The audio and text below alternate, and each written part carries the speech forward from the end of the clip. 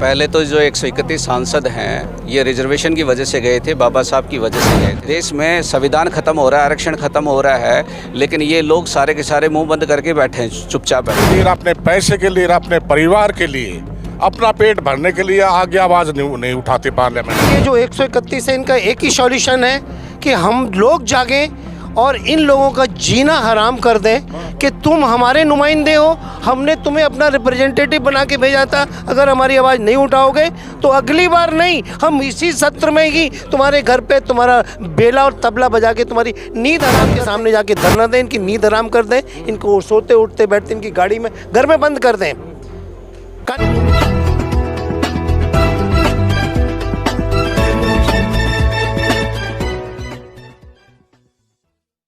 दोस्तों नमस्कार, मैं विकास, आप देख रहे हैं जस्ट टीवी इंडिया। और इसमें तमाम बहुजन लोग इस समय मौजूद हैं मेरे साथ। और एक बड़ा सम्मेलन दिल्ली में गोलमेज सम्मेलन हो रहा है। यहाँ पर एक गोलमेज सम्मेलन बाबा साहब के समय हुआ था और अब फिर से दिल्ली में गोलमेज सम्मेलन उदित राज जी की अध्यक्षता में हो रहा है। मुद्दे वही हैं, प्राइवेटाइजेशन, पदोन्नति में आरक्षण, तमाम चीज़ें हैं। लेकिन ऐसे में सवाल उठता है कि ये मुद्दे संसद में क्यों नहीं उठते हैं। तमाम लोग हैं जानने की कोशिश। क्या कहेंगे सर, जो 131 सांसद हैं बाबा साहब की वजह से गए और उन्होंने समाज के जो तमाम मुद्दे हैं जिनको लेकर तमाम संगठन आते हैं, लेकिन वो लोग बोल नहीं रहे हैं, खामोश हैं, क्या कहेंगे इसके लिए? सबसे पहले तो जो 131 सांसद हैं ये रिजर्वेशन की वजह से गए थे, बाबा साहब की वजह से गए थे। जब इनको आरक्षण मिला तभी तो वो पार्लियामेंट में पहुंच पाए हैं।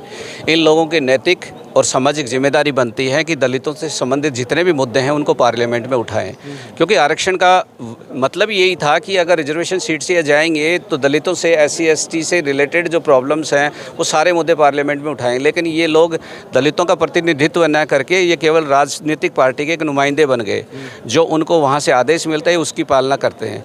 आज देश में संविधान खत्म हो रहा है, आरक्षण खत्म हो रहा है, लेकिन ये लोग सारे के सारे मुंह बंद करके बैठे हैं, चुपचाप बैठे हैं, क्योंकि इनको इनकी टिकट प्यारी है।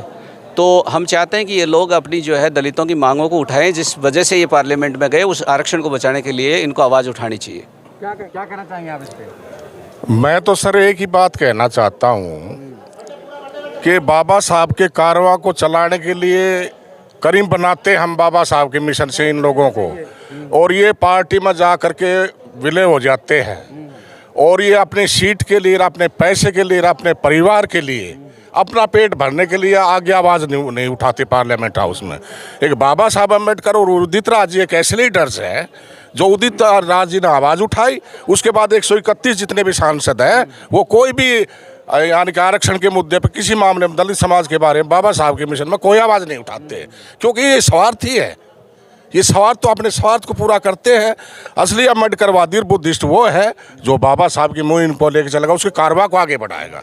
मेरा तो यही कहने का मतलब है कि या तो इस संगठन में आए नहीं तो बाबा साहब के मिशन में कारवा को चलाए, गद्दारी ना करे बाबा साहब। कुछ और लोग हैं जी, क्या कहना चाहेंगे? जी, सच्चाई ये है कि सांसद बाबा साहब की जो कृपा से सांसद बन गए, संविधान की कृपा से बन गए, वो ये भूल जाते हैं, वो इतने मजबूर हैं। एक पहले तो उन लोगों को सांसद ही बनाया जाता है जिनके मुंह पे ताला लगता है। ये पार्टियां जो हैं सबसे पहले उन लोगों को टिकट देती हैं या टिकट देने से पहले उनके मुंह पे ताला लगा देती हैं, उनसे एग्रीमेंट करती है कि अगर तुमने आवाज़ उठाई तो हम तुम्हारा टिकट काट देंगे, टिकट काट देंगे तो फिर रोड पे आ जाओगे। तो एक तो इनको ये भय रहता है। दूसरी चीज़, बाबा साहब के मिशन उठाने के लिए बहुत बड़ा करेजा चाहिए, और आज भी ये कंडीशन है कि 131 सांसद होने के बाद बड़े दुख की बात है कि एक भी सांसद बाबा साहब की कारवा को आगे नहीं बढ़ा रहा। ये हमारे देश का बहुत बड़ा दुर्भाग्य है, क्योंकि इस देश में पाखंडवाद इतना हावी हो चुका है कि जिस दिन बच्चा पैदा होता है उसी दिन से पाखंड शुरू हो जाता है ना। गलत ट्रैक पे जा रहे हैं। 131 की बात करिए। उसके बाद आपको बता दें इधर क्या काम होता है कि जो सांसद बनता है वो सबसे पहले इन लोगों के बीच में मजबूर हो जाता है कि अगर हम आवाज़ उठाएंगे तो मेरी टिकट कट जाएगा। सरकार भी तो मजबूर हो सकती है ना। 131 है, जिस दिन वो रिजाइन कर दे तो आपको नहीं लगता सरकार गिर जाएगी? आप देखिए, ये जो 131 है इनका एक ही सॉल्यूशन है कि हम लोग जागें और इन लोगों का जीना हराम कर दें कि तुम हमारे नुमाइंदे हो, हमने तुम्हें अपना रिप्रेजेंटेटिव बना के भेजा था, अगर हमारी आवाज़ नहीं उठाओगे तो अगली बार नहीं, हम इसी सत्र में ही तुम्हारे घर पे तुम्हारा बेला और तबला बजा के तुम्हारी नींद हराम कर देंगे। तुम हमारे को रिप्रेजेंट करो, नहीं करते हो तो ये हमारी कमजोरी है। हम 2014 के बाद उदित राज जी ने रिप्रेजेंट किया था तमाम मुद्दों पे कोर्ट के। एक आदमी था ना तो कोई फर्क नहीं पड़ा ना, लेकिन इन 131 की नींद हमने खराब नहीं की, हमें इनकी नींद हराम करनी है। अगर इनकी नींद हराम करने में हम सफल हो गए तो इनका बाप भी हमारी आवाज़ उठाएगा। हम इनके घरों के सामने हमने कहा धरने दो, सारे लोग, पब्लिक ज़्यादा है, ये कम है, ये मात्र 131 हैं, हम करोड़ों में हैं। हम इनके घर के सामने जाके धरना दें, इनकी नींद हराम कर दें, इनको सोते उठते बैठते इनकी गाड़ी में घर में बंद कर दें कानूनन। ये आवाज़ हमारी उठाएंगे, जरूर उठाएंगे, ऐसा नहीं हो सकता। आज भी 131 रिजाइन करते हैं तो सरकार गिरेगी कि नहीं गिरेगी? अरे मात्र 67 उसके बीजेपी के कर दें तो भी गिरेगी कि नहीं गिरेगी? तो गिर जाएगी। तो गिराना क्यों तो आसान है, लेकिन ये चाहें जब ना। आप गुलामी का आरोप लगा रहे हैं, गुलामी कर रहे हैं। बिल्कुल गुलामी कर रहे हैं। इनको गुलामी करने के लिए हमने ही छोड़ रखा है। हम अगर चाहें तो ये आज भी छोड़ सकते हैं और हमारी आवाज़ उठा सकते हैं, मजबूर कर सकते हैं हम इनको, और ये काम अगली बार हम कर रहे हैं। 2024 अशोक राज जी मेरे साथ हैं, परिसंघ से हैं और युवा चेहरा हैं। लगातार आपने देखा होगा 2014 से भी वो लगातार सोशल वर्क में। अशोक जी क्या कहेंगे, ये 2024 में अब क्या रहेगा?